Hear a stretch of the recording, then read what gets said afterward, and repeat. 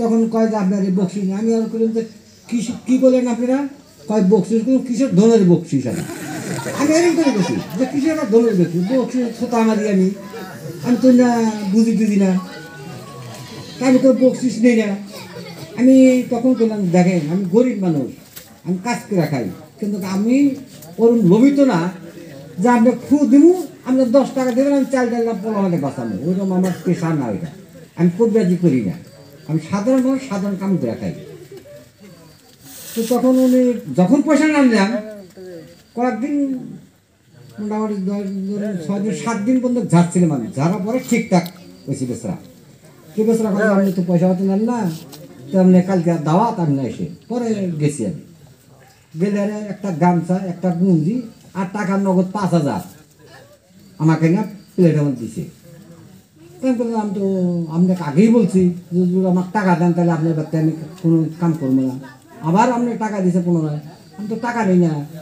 আমার ওস্তাদের নিছেও তো আমি টাকা নেই না যখন আমি টাকা নিলাম না তখন ওই একটা গামছা একটা গুঞ্জি আমাকে দিয়ে দিছে নেওয়ার পরে কয় আপনি 2 দিন পরে আমার হাতে টাকা করেছেন পুনরায় আর 2 দিন পরে আমি আবার গেছি গেলে কয় যে আমরা একটা কাজ করে পারবো আমি কী কাজ করে পারবো দেন কাজ আমি করতে পারবো না তখন কয় না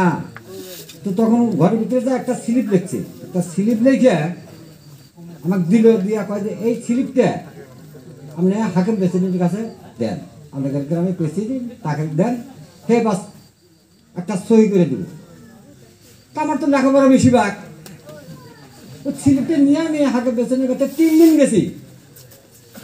বললাম যে এই স্লিপটা দিছে অমুকে এই স্লিপটা আমরা একটা সাইন দিয়ে দিয়েছি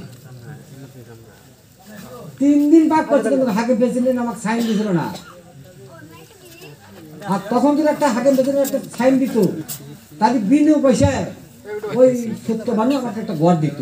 সাধারণ নামে একটা কামলা বসা মানুষ তার সেই যোগদানের আবার করে না কোনো হয়